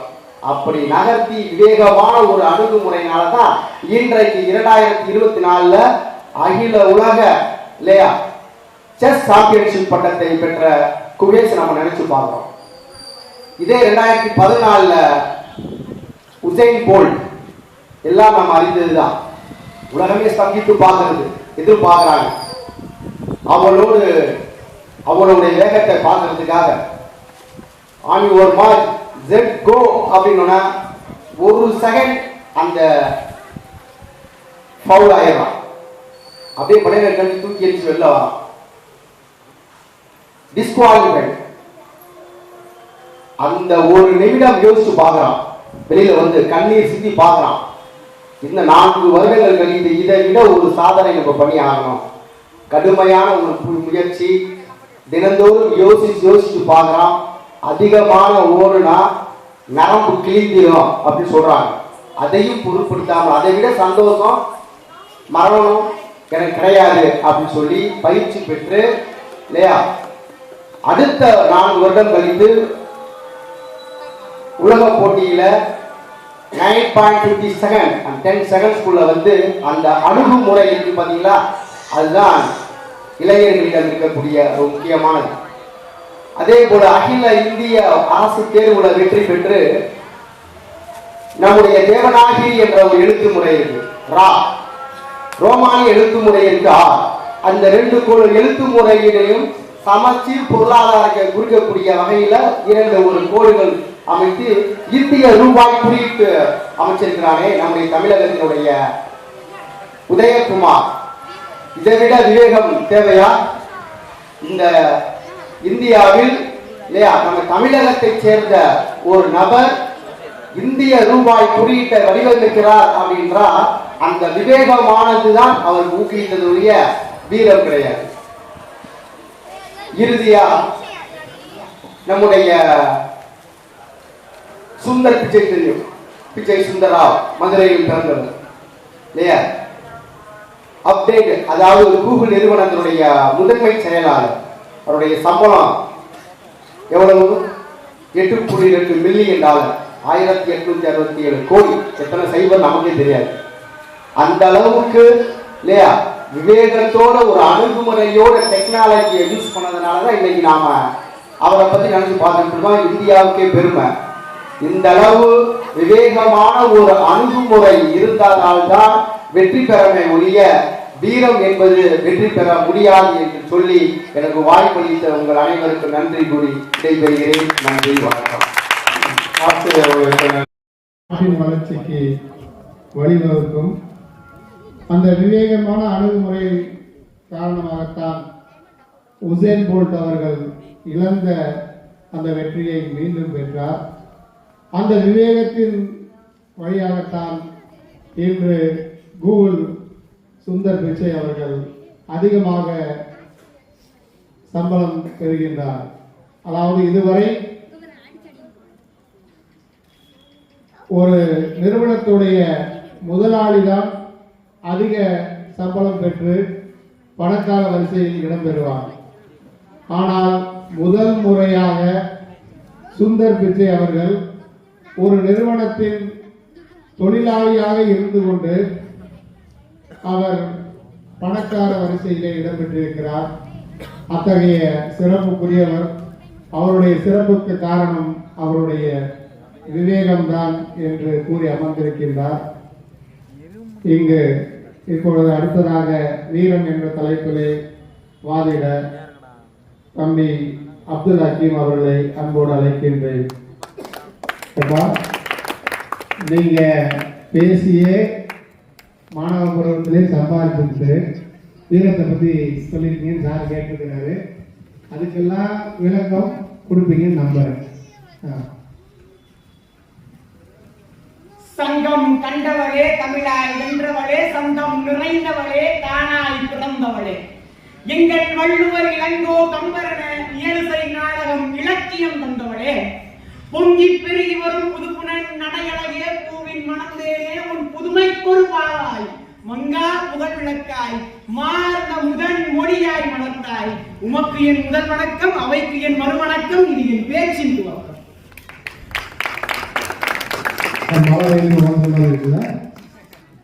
பெரிய முழக்கமா இருக்குது. மதிப்பிற்குரியவர்களே, இன்றைய இளைஞர்களிடம் விஞ்சி இருக்க வேண்டியது வீரமே அல்லது வீரம் இருக்க வேண்டுமா அல்லது விவேகம் இருக்க வேண்டுமா என்கிற வாதத்தில் எங்களுடைய வாதம் என்னவென்றால் வீரமே என்பதுதான். எனக்கு ஒரே ஒரு விஷயம் மட்டும் புரியவில்லை நண்பர்களே. நான் 4 வருடமாக வெளி காம்படிஷனுக்கெல்லாம் போய் பல போட்டிகள்ல வென்றிருக்கேன் அப்படின்னு ஐயா சொன்னாங்க. அதுல நான் எத்தனை ரூபாய் சம்பாதித்திருக்கிறேன், எத்தனை ரூபாய் பரிசாக பெற்றிருக்கிறேன் என்பது எனக்கே தெரியாது. அந்த பேங்க்காரனை கேட்கணும், எப்படி என்னுடைய ஆசிரியருக்கு தெரிந்தது என்று. அவரை பாருங்க, வரலாற்று ஆசிரியராக இருக்கிறதுனால உங்க வரலாறையே எடுத்து சொல்லிட்டாங்க. சோசியல் புக்ல ஒருவேளை பக்கத்துல கணக்கு வாத்தியார் கணக்கு போட்டு கொடுத்துருப்பாரோ. சோசியல் புக்ல இருக்கிற வரலாறை விட என்னுடைய வரலாறை அவர் அதிகம் தெரிந்திருக்கிறார். அதற்கு முன் கணித ஆசிரியர். எனக்கு ஒரே ஒரு விஷயம் மட்டும் நன்றாக புரிகிறது. அவர்களுக்கு பட்டிமன்றத்தில் பேசும் தமிழ் புலமையை விட அவர்கள் பாடத்தில் இருக்கும் கணக்கு புலமையும் அறிவியல் புலமையும் சோசியல்ல இருக்கிற அந்த நாலேஜ் அதிகமா இருக்கு. எப்படி வாத்தியாரா இருக்க முடியும்? அது பட்டிமன்றத்தில் வெளிப்படுது. அது வரத்தான் செய்யும். என்ன உடம்புல ரத்தத்துல ஊறி இருக்கு இல்லையா, கணக்கும் வரலாறும். அப்புறம் அது வராமல் எப்படி இருக்கும்? அவர்கள் விவேகத்தை பற்றி பேசுவதை விட அவருடைய பாடத்திட்டத்தை பற்றி அருமையாக பேசிவிட்டார்கள். இன்னொரு விஷயம் சொல்ல வேண்டும் என்றால், முதலில் பேசிய ஐயா கூறினார், என்னுடைய மகனிடம் கேட்டேன் எது வீரம் சிறந்ததா விவேகம் சிறந்ததா என்று. அவன் 3 எழுத்தை விட 4 எழுத்து தான் பெருசு, அதனால விவேகம் தான் பெருசு அப்படின்னு சொல்லிட்டான். நான் ஒரு வயசான பாட்டிகிட்ட போய் கேட்டேன், வீரம் பெருசா விவேகம் பெருசா? அவங்க இதேதான் சொன்னாங்க. 3 எழுத்து சொல்ல கஷ்டமா, 4 எழுத்து சொல்ல கஷ்டமா இருக்கு, 3 எழுத்து சொல்றதுக்கு ஈஸியா இருக்கு, அதனால வீரம் தான் பெருசு. ஏன்னா பாட்டின்ற பருவமும் 2வது குழந்தை பருவம், அதனால அவங்களும் குழந்தை மாதிரியே சிந்திச்சிருக்காங்க போல இருக்கு. இந்த இடத்துல சின்ன பிள்ளை சொல்லுதா பெரியவங்க இருக்காங்க அவங்க சொல்றதா அப்படின்னு முடிவு எடுக்க கூடாது. எது பெருசுன்னு அடிச்சு காட்டுன்னு சொல்லுவாங்கல்ல, அது மாதிரி விவாதிச்சு காமிக்கணும். அந்த விவாதத்துலதான் இப்ப நாங்க இறங்கி இருக்கோம். தமிழர்கள் எந்த அளவுக்கு வீரம் மிக்கவர்கள் தெரியுமா? தமிழர்களுடைய சங்ககால இலக்கியங்கள் கூறுது, தமிழர்கள் என்றாலே அவர்கள் வீரம் மிக்கவர்கள் என்று சொல்வதை விட அவர்களுடைய பண்பாட்டில், அவர்களுடைய கலாச்சாரத்தில், அவர்கள் பின்பற்றும் வாழ்வியல் முறையில், அவர்களுடைய ரத்த நாணங்களிலேயே என்ன இருக்கிறது? வீரம் கலந்து இருக்கிறது. அதனால்தான் தமிழர்கள் இந்த தமிழ்நாட்டை மட்டும் ஆளவில்லை, இந்தியாவை மட்டும் ஆளவில்லை, கண்டங்கள் பல வென்று உலகம் முழுவதும் அவருடைய பெயரை பொறித்திருக்கிறார்கள். இமயத்தையே வரம்பாக கொண்டவன் இமய வரம்பன் நெடுஞ்சேரனாக ஒட்டுமொத்த கடலையை கைக்குள்ளே வைத்திருந்தான் தமிழன். அண்டத்தை முழுவதையும் கணக்கு பார்க்கும் அளவிற்கு ஒட்டுமொத்த இந்தியா மட்டுமல்லாமல் உலகத்தையே தனது படையால் அளந்தெடுத்தவன் தமிழன்.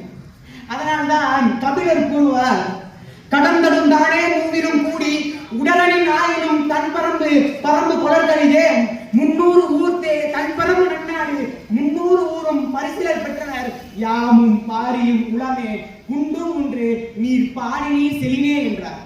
அதாவது மூவேந்தர்கள் வந்தாலும் அவனுடைய படைகள் அனைத்தும் வந்தாலும், ஏன் அதையும் தாண்டி மக்கள் வந்தாலும் பாரியின் வீரத்தையும் உங்களால் வென்றுவிட முடியாது. வேண்டுமானால் அந்த காலத்துல பாட்டு பாடுவாங்கல்ல, பாட்டு பாடி என்ன கேட்பாங்க? தர்மம் கேட்பாங்க. அது மாதிரி பாட்டு பாடி பாடல் பாடி நீங்கள் யாசகம் கேளுங்கள், பாரியின் வீரத்தை உங்களால் வெல்ல முடியாது. நீங்கள் யாசகம் கேட்டால் பாரி அந்த பரம மலையை தருவானே ஒழிய உங்களால் ஒருபோதும் பாரியின் வீரத்தை வெல்ல முடியாது என்றார். அப்படிப்பட்ட வீரர்கள் மலர்ந்த மண்ணிக்கு அதில் இப்படி ஒரு வாதம், வீரமா விவேகமா? சரி, அந்த காலத்துல வீரம் தான் முக்கியம் இருந்துட்டாங்க, இந்த காலத்துல எதுக்கு வீரம் முக்கியம், விவேகம் தானே முக்கியம் அப்படின்னு அவங்க சொல்றாங்க. மதிப்பிற்குரியவர்களே, ஒரு இளைஞன், எல்லாரும் ஒரு கதை சொன்னாங்க, நானும் ஒரு கதை சொன்னேன். ஒரு இளைஞன் என்னோட நண்பன் என்கிட்ட சொல்றான், டேய் நான் வாழ்க்கையில ஒரு முக்கியமான முடிவு எடுத்திருக்கேன். என்னடா முடிவு? நான் ஒரு பொண்ணை பார்த்தேன், அந்த பொண்ணை எப்படியாவது என் வலையில உருவ வைக்கணும். அதுக்கு நான் பிளான் போட ஆரம்பிச்சிட்டேன். இந்த இடத்துல அவங்க விவேகத்தை பயன்படுத்திருக்கான்.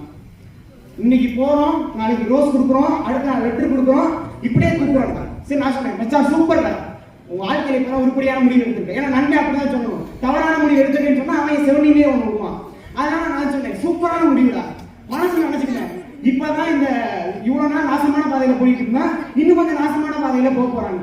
சரி, நான் வழியில சொல்ல முடியாது சொன்னேன், இது மாதிரி சரிடா அப்படின்னு. அடுத்த நாள் வந்து சொன்னான், டேய் நாளைக்கு ரோஸ் கொடுக்க போறேன், நாளைக்கு லெட்டர் கொடுக்க போறேன்டா.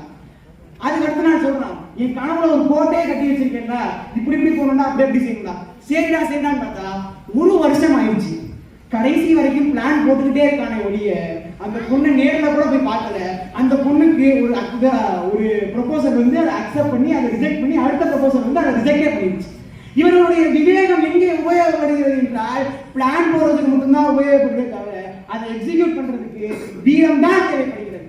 ஐயா சொன்னார், கல்லணை கட்டுறதுக்கு விவேகம் தானே தேவைப்பட்டுச்சு. ராஜராஜன் சோழன் கட்டிய அந்த பெரிய கோயில் கட்டுவதற்கு உங்களுக்கு விவேகம் தானே தேவைப்பட்டது. அப்ப எங்க தம்பி சொன்னாரு, கள்ள தூக்கி போடுறதுக்கு வீரம் தேவை அப்படின்னு. அவர் அதை குறிப்பிடவில்லை. நீங்கள் என்னதான் விவேகத்தை பயன்படுத்தி கட்ட பிளான் போட்டாலும் சரி, திட்டமிட்டாலும் சரி, அந்த திட்டத்தை செயல்படுத்துவதற்கு, அப்படி ஒரு திட்டத்தை யோசிப்பதற்கு வீரம் தேவைப்படுகிறது. நினைச்சு பாருங்க, எந்த ஒரு அரசனாலும் சிந்திக்க முடியவில்லை கல்லணையை கட்டுறதுக்கு.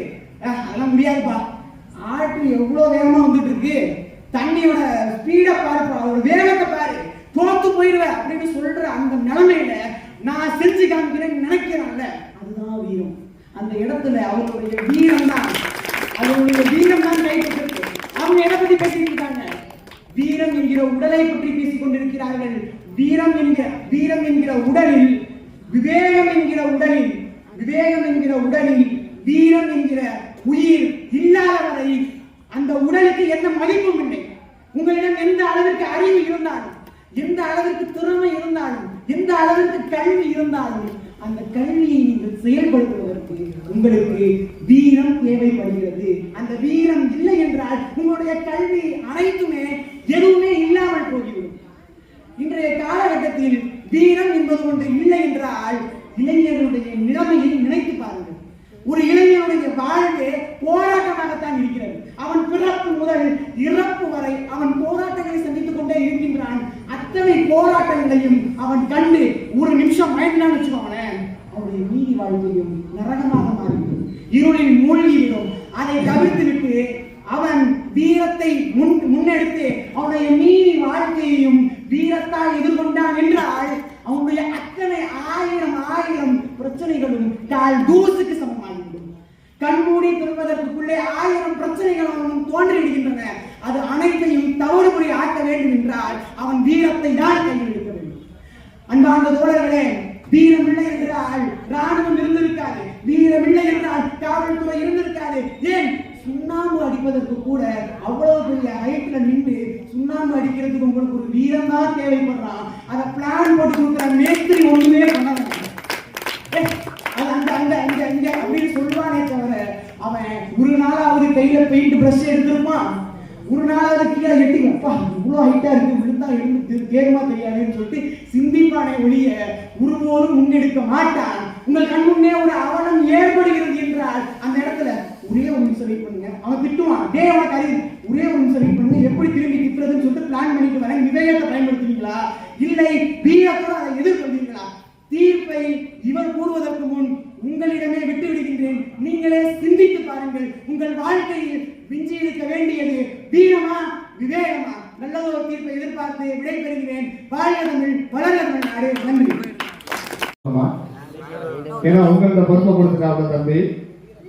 இருந்தாலும் நீங்களும் யோசிங்க, நானும் யோசிக்கிறேன். நம்ம கலந்து ஆலோசித்து ஒரு முடிவுக்கு வருவோம். இப்ப அடுத்ததாக விவேகமே என்ற தலைப்பில், தம்பி வீரமே என்ற தலைப்பில் சொல்லும்போது,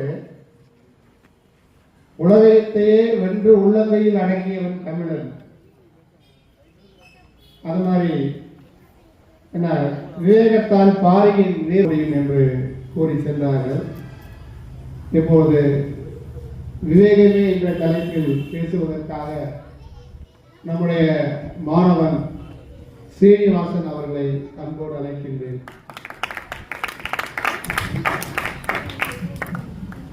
தெத்திக்கும் தென்னமுதாய் தென்னமுதின் மேலான முத்திக்கனிய என் முத்தமிழுக்கு முதல் வணக்கம்.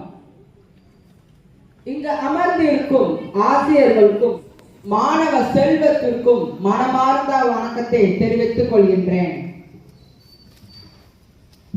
அண்ணன் சொன்னாங்க விவேகம் என்பது பிளான் போட்டு தான் பண்ண முடியும் என்று.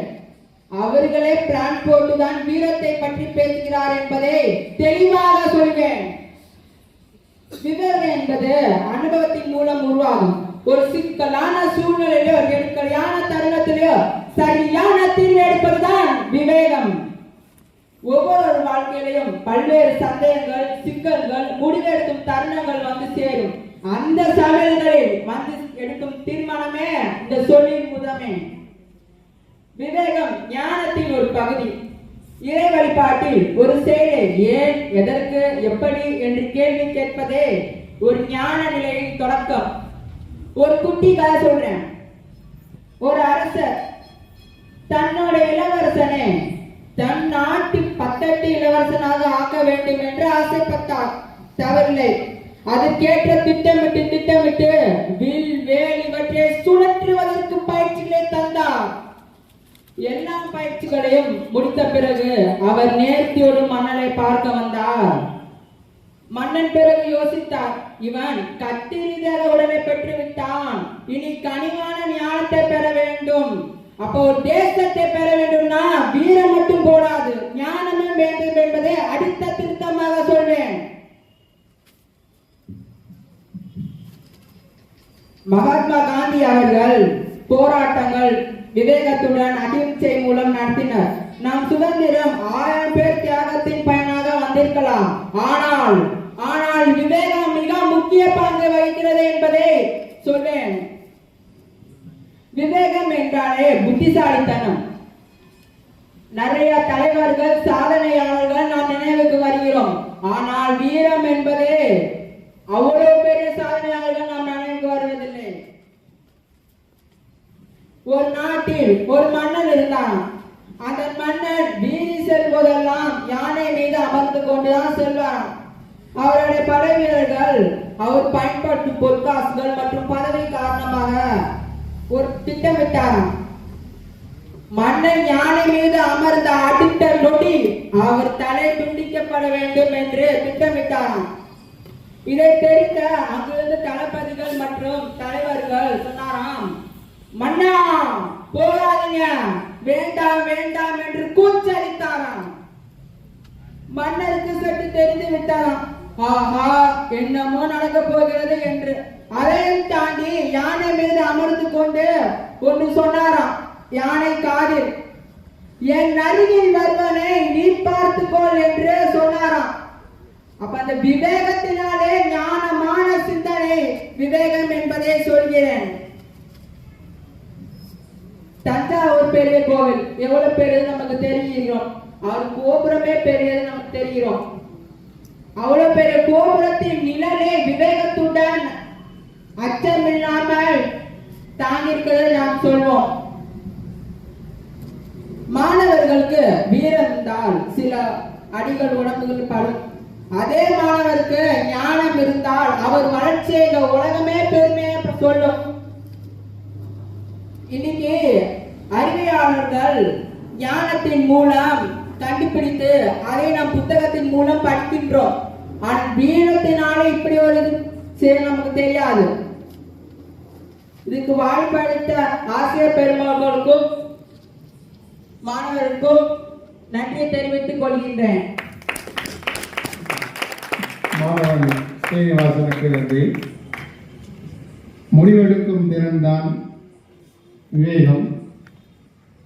இந்த எதிரணியில் பேசியவர்கள் கூட தங்களுடைய வீரத்தை பற்றி விவேகமாக எடுத்து வைத்தார்கள் என்று கூறியிருக்கிறார்.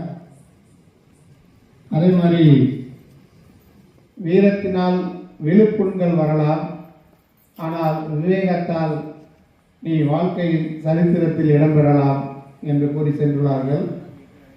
இருபக்கமும் இருவரும் வாதித்து முடித்துள்ளார்கள். இந்த வாதங்களை தொடர்ந்து எடுத்துரைக்க நம்முடைய ஆசிரியர் திரு சகாயராஜ் அவர்களை அன்போடு அழைக்கின்றேன். சுருக்கமாக தங்களுடைய எடுத்துரைக்குமாறு அன்போடு கேட்டுக்கொள்கிறேன். நடுவர்களே, எதிரணியில் பேசிய கருத்துக்களை நான் கண்டிப்பாக எதிர்கொள்ள வேண்டும். அப்படிப்பட்ட தருணத்திலே என்னை நிறுத்திவிட்டார்கள். அதுதாங்க வீரம். கரிகாலனும் அப்புறம் என்ன, ராஜராஜனும், கரிகாலனும் கல்லணையா, ராஜராஜனா தஞ்சை பெரிய கோவிலா, அவங்க எங்களுக்கு கட்டினாங்க.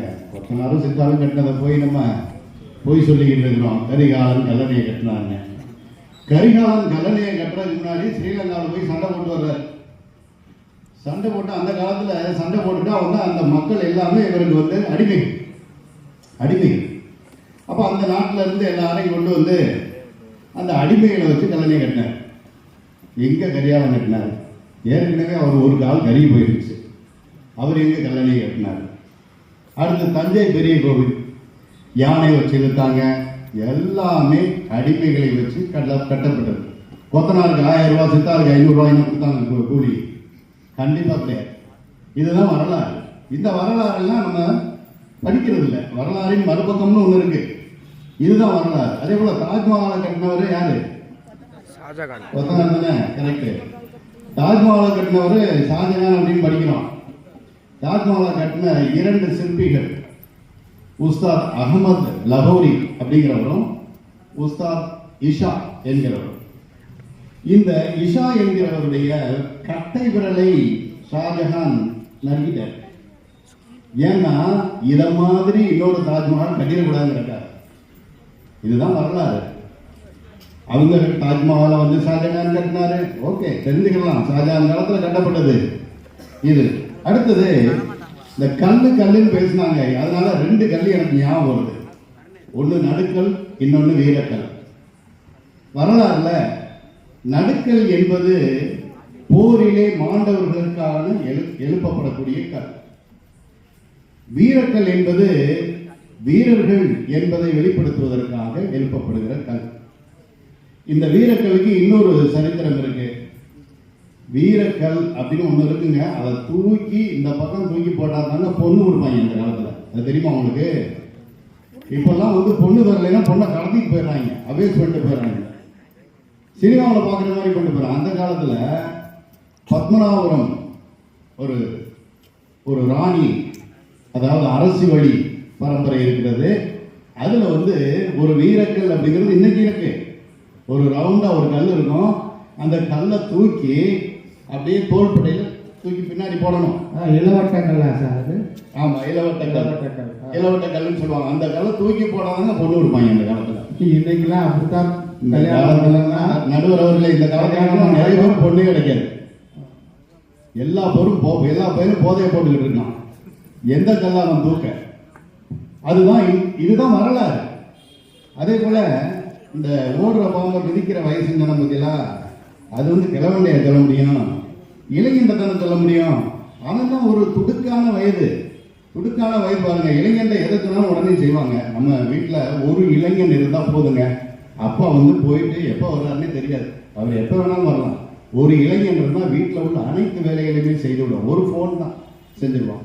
அதுதான் வீரம். அதே போல குடியரசை பற்றிலாம் சொன்னாங்க. அப்படியா? நீங்களாம் வீட்டில் அப்பா அம்மா சொல்றா செஞ்சிருவீங்க?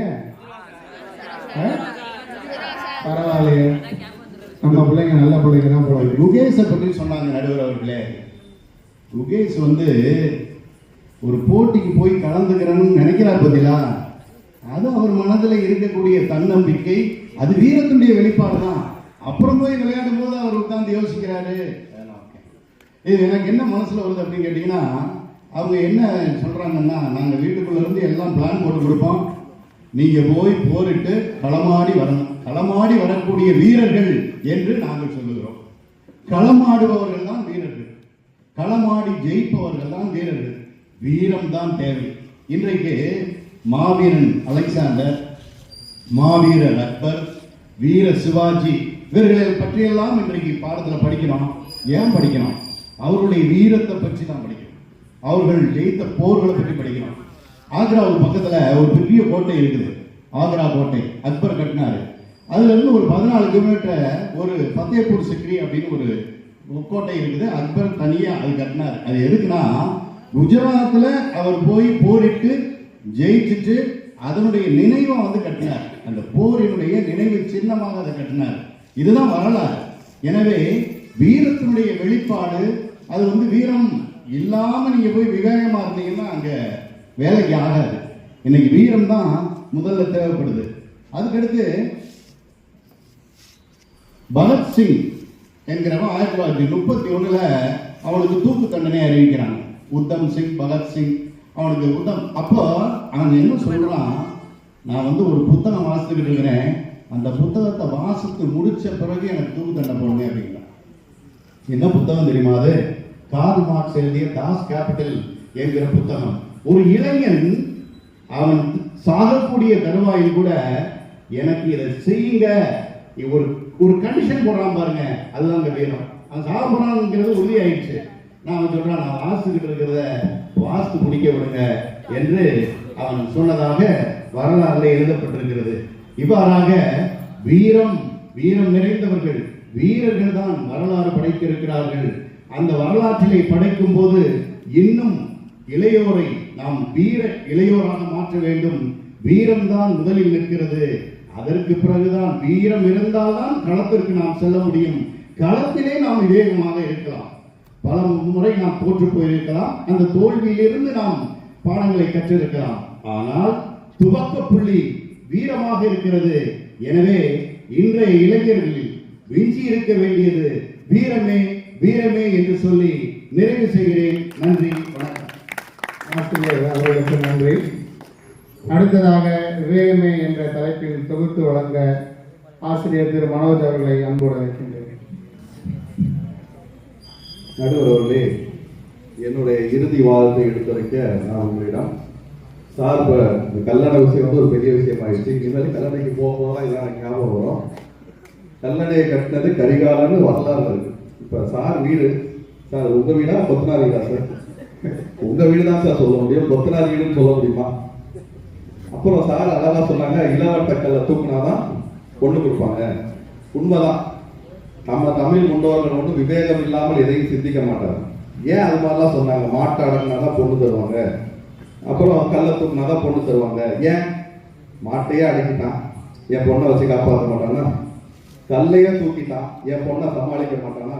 அப்படின்னு ஒரு விவேக சிந்தனையோட தான் அந்த அந்த போட்டியெல்லாம் வச்சிருக்காங்க. அந்த மனைவியை சமாளிக்கிறது கஷ்டம். கஷ்டம் தான் சார். இப்பயும் அதான் சார், ரொம்ப கஷ்டம் சார். இன்னும் கேட்டோம்னா அப்புறம் எல்லா கதையும் வந்துடும். வேண்டாம் சார், போதும் சார். இந்த மாதிரி போட்டிகள்லாம் வைக்கிறதுக்கு அது ஒரு நம்ம முன்னோர்கள் எதை செஞ்சாலும் ஒரு சிந்தித்து விவேகமாக செயல்பட்டனா, அதாவது அனுபவமா செஞ்சனாலதான் இந்த மாதிரி செயல்பாடுகள்லாம். ஒரு ஒரு தேர்வு நடக்குது, ஒரு பல்கலைக்கழகத்துல ஒரு தேர்வு நடக்குது. அந்த தேர்வை நல்லா படிக்கக்கூடிய ஒரு மாணவர் எழுதியிருக்கிறாரு. 3 தேர்வு எழுதணும். அவரு 2 தேர்வு அவர் எழுதிக்காரு, 3வது தேர்வை அவர் எழுதல, வேற ஒரு பையன் வச்சு எழுதிக்காரு. இதை வந்து கண்டுபிடிச்சிட்டாங்க.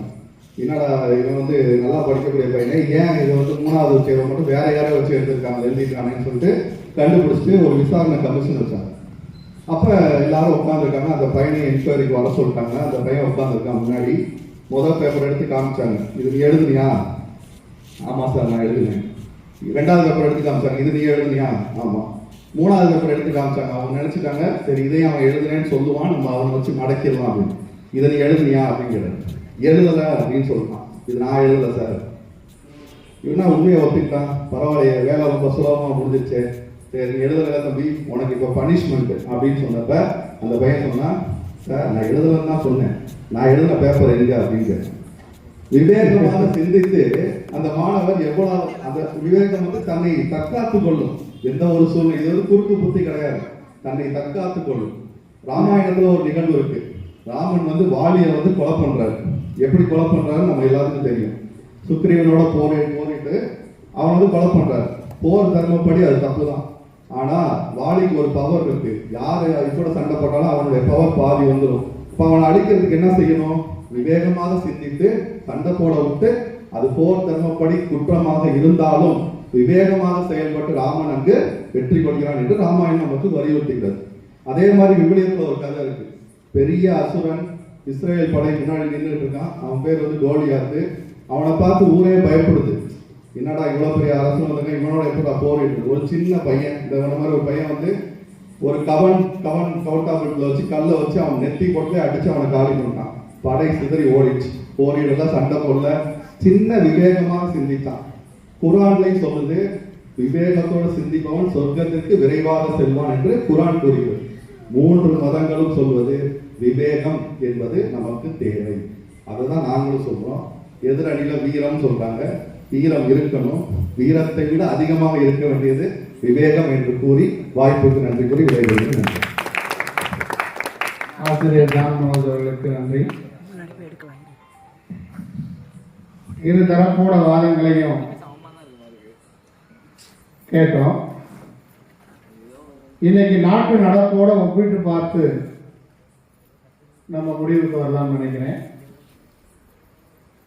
வீரம் என்பது அடுத்தவர்களை அடித்து வீழ்த்துவதல்ல, அநியாயத்திற்கு என்னாலும் அடிபடியாமல் வாழ்வதே.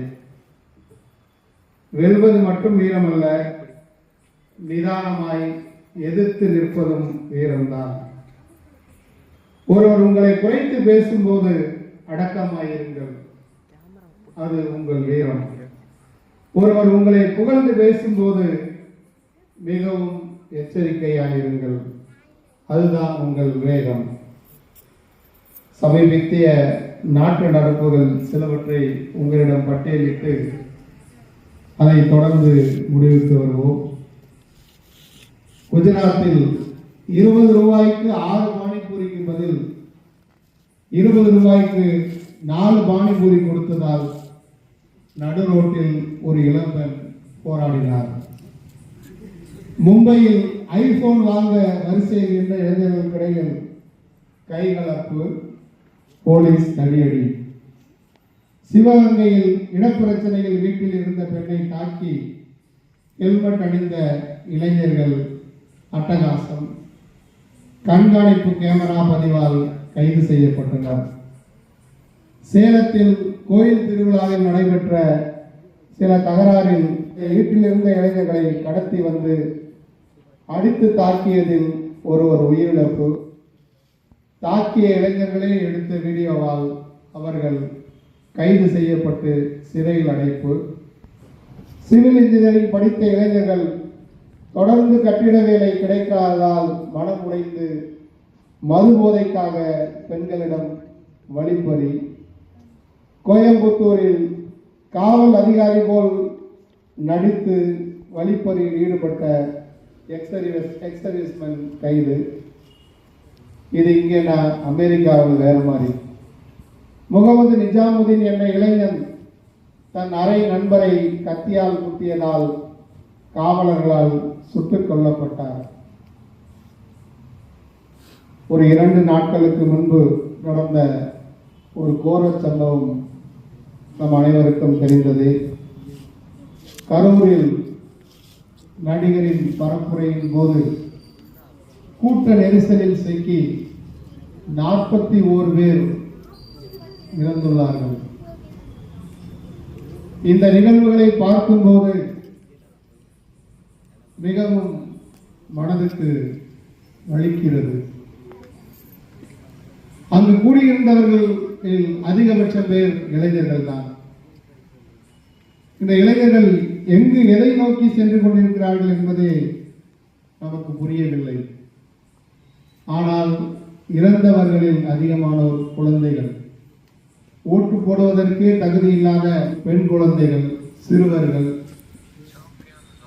ஏன் திருமணம் நிச்சயிக்கப்பட்டு திருமணம் செய்ய இருந்த நிலையில் இறந்து போன இளைஞர். இதையெல்லாம் பார்க்கும்போது இன்றைய இளைய தலைமுறை எங்கு சென்று கொண்டிருக்கின்றதை புரியவில்லை. இன்னும் எத்தனையோ அசாதாரண நிகழ்வுகள் மனதை உருக்கி உள்ளே ஊடுருவி மனசாட்சியை உறுத்திக் கொண்டே இருக்கின்றன. சாதி விட்டு சாதி திருமணம் செய்ததால் ஆணவ கொலைகள், அப்பா அம்மா அண்ணனை, மகளை தங்கையை, மருமகனை போன்ற கொடூரமான நிகழ்வுகளும் நம் மனசாட்சியை ஒழுக்கிக் கொண்டுதானே உள்ளன. உங்களுடைய கோபம் நியாயமானதாக கூட இருக்கலாம், ஆனால் செயல்பாட்டில் வெறித்தனம் வேண்டாமே. இன்றைய இளைஞர்களே, நீங்கள் digital natives, born in digital world. நீங்கள் ஜென்சி என்று அழைக்கப்படுகிறீர்கள். ஆம், 1997 முதல் 2012 வரை பிறந்த நீங்கள் அனைவரும் ஜெனரேஷன் இசட் என்று சொல்வார்கள்.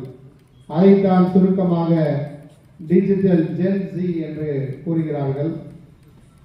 உங்களுக்கு ஒரு வேண்டுகோள், டிஜிட்டல் கடலுக்குள் நீங்கள் மூழ்கி விடாதீர்கள். டிஜிட்டல் அறிவை பெற்று எதை எப்படி எப்போது கையாள்வது என்பதை கற்றுக்கொள்ளுங்கள். நேபாளத்தில் நடந்தது உங்களுக்கு தெரியும், இலங்கையில் அன்று நடந்தது, பங்களாதேஷில் நேற்று நடந்தது, நேபாளத்தில் இன்று நடந்தது. மன்னர் ஆட்சியிலிருந்து மக்களாட்சிக்கு வந்து மாற்றம் வரும் என எதிர்பார்த்த இளைஞர்களுக்கு ஏமாற்றம் தான் மிஞ்சியது. வேலையின்மை, கல்வி தடை, பசிப்பட்டினி, லஞ்ச லாவண்யம் தலைவிரித்தாடியது. சமூக ஊடகங்களில் இளைஞர்களால் கருத்துக்கள் பகிரப்பட்டன. இளைஞர்கள் கூடினர், ஒன்று சேர்ந்தனர். சமூக ஊடகங்கள் தடை செய்யப்பட்டன. வெகுண்டெழுந்த ஜென்சி இளைஞர்கள் தன்னெழுச்சியுடன் தானாக சேர்ந்த கூட்டத்தை போல் மக்களாட்சி என்ற பெயரில் நடந்த கொடுமைகளை தெரிவிக்க விட்டனர். ஒரு திரைப்பட பாடல் என் நினைவுக்கு வருகிறது. சொடக்கு மேல சொடக்கு போடுது, என் விரல் வந்து நடு தெருவில் நின்று சொடக்கு போடுது, விரட்டி விரட்டி அடிக்க தோணுது, அதிகாரத்தை முறை பணக்கார பவரை தூக்கி போட்டு மிதிக்க தோணுது என்ற சூர்யாவின் பாடல் வரிகள் தானே. இந்த ஜென்சி இளைஞர்கள் தங்களை பாதிப்புக்கு உள்ளாக்கிய ஆட்சியாளர்களை ஓட ஓட விரட்டினார்கள். ஜட்டியுடன் ஓட ஓட விரட்டி பிரதமரை ஆற்றுக்குள் தள்ளினார்கள். மந்திரிகளை ஆற்றுக்குள் அடித்து அவர்களை தூக்கி போட்டு வந்தாடினார்கள். அவர்களுடைய வீடுகளை அடித்து நொறுக்கினார்கள். பொது சொத்துக்களையும் அடித்து நொறுக்கினார்கள். அவர்கள் லஞ்சம் வாங்கி சேர்த்து வைத்த சொத்துக்கள் கூட அவர்கள் மானத்தை மறைக்கவில்லை, காப்பாற்றவில்லை. இவை அனைத்தும் டிஜிட்டல் கேமராவில் பதிவாகி இணையத்தில் மீண்டும் மீண்டும் வெளியாகி வைரலாகியது. இந்த செயல்பாடுகள் மனதிற்கு ஒரு வகையிலே சந்தோஷத்தை கொடுத்தாலும் கூட உள்ளூர பார்க்கும் போது அது அச்சத்தை தருகிறது. அகிம்சை வழியில் நமக்கு சுதந்திரம் வாங்கி தந்த காந்தியடிகளை நாம் பணத்தில் மட்டும் பதிய வைத்துவிட்டு மனத்தில் பதிய வைக்க மறந்துவிட்டோமே என்ற கேள்வி நம்மை குற்ற உணர்விற்கு உள்ளாக்குகிறது. சமீபத்தில் நடந்த ஒரு நிகழ்வை கூறி இப்பட்டிமன்றத்தை நிறைவு செய்யலாம் என நினைக்கின்றேன். உலக பொருளாதார மாநாட்டில் அமெரிக்காவின் அதிபர் டொனால்ட் ட்ரம்ப் அவர்களும் கூகுள் தலைமை செயல் அதிகாரி சுந்தர் பிச்சை உள்ளிட்ட அனைத்து நாட்டினரும் பங்கு பெற்றனர். ட்ரம்ப் இந்தியாவை உலக அரங்கில் அவமதிக்க நினைத்து இவ்வாறு கேட்டார், கூகுள் அமெரிக்க நிறுவனமா, இந்திய நிறுவனமா? இந்தியா தொழில்நுட்பம் மற்றும் ஜனநாயகம் பற்றி பெரிதாக பேசுகிறது. அமெரிக்க நிறுவனங்கள் இல்லாமல் இந்தியாவின் முன்னேற்றம் சாத்தியமா என்றார். பொறுமையாக இருந்த கூகுள் சுந்தர் பிச்சை வீரத்தோடு வேகமாக எழுந்து செயல்படவில்லை. விவேகத்தோடு பொறுமையாக எழுந்து இவ்வாறு சொன்னார், இந்தியா எனது நாடு, எனக்கு கல்வி அளித்தது, மதிப்பை கற்றுக் கொடுத்தது. அறிவுக்கும் தொழில்நுட்பத்திற்கும் பாஸ்போர்ட் கிடையாது. இந்திய ஆசிரியர்கள், பொறியாளர்கள் மற்றும் இந்திய குடும்பங்களின் தியாகம்தான் எனது பயணத்திற்கு அடித்தளம். நான் எப்போதும் மனித குலத்திற்கே சேவை செய்வேன். அமெரிக்கா எனக்கு வேலை வாய்ப்புகளை தந்துள்ளது. இந்தியா எனக்கு அதற்கான வேர்களை தந்தது.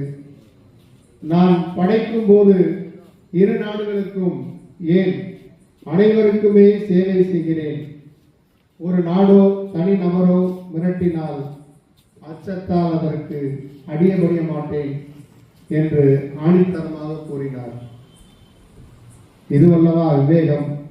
அரங்கத்தில் இருந்த பன்னாட்டு தலைவர்கள் எழுந்து நின்று கைதட்டி பாராட்டினர். இதுதான் இந்தியா, இவர்தான் தமிழர், இதுதான் வீரத் தமிழரின் விவேகம். மோதி பார்ப்போமா என்பது வீரம், மோதி பார்க்க நினைப்பவனையும் சிந்திக்க வைப்பதுதான் விவேகம். போரஸ் என்ற புருஷோத்தமன் மாவீரன் அலெக்சாண்டரை இந்திய எல்லைக்குள் நுழைய விடாமல் செய்தது மட்டுமல்லாமல் போர் நிறுத்தத்திற்கே வழிவகுத்து அவனுடைய விவேகத்தால் வெற்றி கண்டான். இதன் விளைவுதான் மாவீரன் அலெக்சாண்டர் இறந்தபோது அவனது இரு கைகளும் சவப்பெட்டிக்கு வெளியே நீட்டி இருக்க செய்தது. இவ்வுலகத்திற்கு வரும்போது வெறும் கையுடன் தான் நான் வந்தேன், இவ்வுலகை விட்டு செல்லும் போதும் வெறும் கையுடன் தான் செல்கிறேன் என்பதை குறிக்கும் வகையில் இதை புரிந்து கொண்டாலே போதும். நான் ஆண்ட பரம்பரை என்பதை விட என்னை போல் அனைவரும் மனிதர்கள் தான் என்று மனிதநேயம் எங்கு ஓங்கி ஒலிக்கிறதோ அங்கே அந்த இளைஞர்களிடம் வீரத்தையும் தாண்டி விவேகம் விஞ்சி நிற்கிறது. அங்கே அடிதடி இல்லை, பொருட்சேதம் இல்லை, உயிர் பலி இல்லை, உள்ள குமுறல் இல்லை, ஆனால் மகிழ்ச்சி உண்டு, மனிதநேயம் மாட்சியுடன் ஒளிர்கிறது. ஆகவே இன்றைய இளைஞர்களிடம் விஞ்சி இருக்க வேண்டியது, வீரத்தை விட சற்று அதிகமாக இருக்க வேண்டியது விவேகமே விவேகமே என்று கூறி நல் வாய்ப்புக்கு நன்றி கூறி விடைபெறுகிறேன். நன்றி, வணக்கம்.